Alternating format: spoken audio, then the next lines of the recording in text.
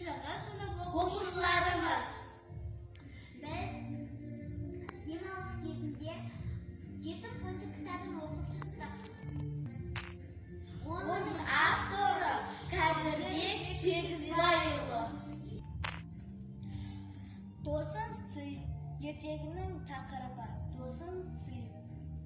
Бір кезде Олжабай мен Серікболдың әкесі тоғайда шөп шауып отырып, бір апанға түседі.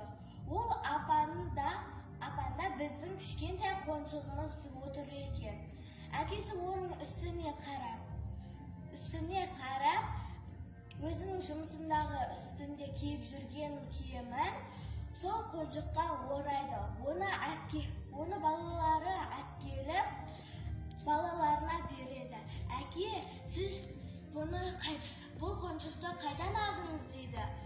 Сонда әкесі айтады, барлығын өз мойнына алып жайып салады.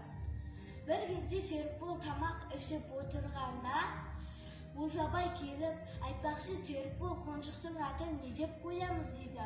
Қонжықтың аты қонжық, оны Құралай деп қояйық дейді Серікбол. Сол кезінде Олжабай әкесіне қарайды. Шешесі айтады, неге сен Құралай деп қойғың келді дейді. Серікбол да барлық жайтты өзіне сайлады.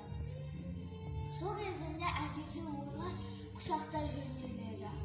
Әкесі сонда шешесі, жарайсың ба, өз мойныңа алғаның дұрыс, дегенмен де сен бірақ оны ерте айтпапсың дейді.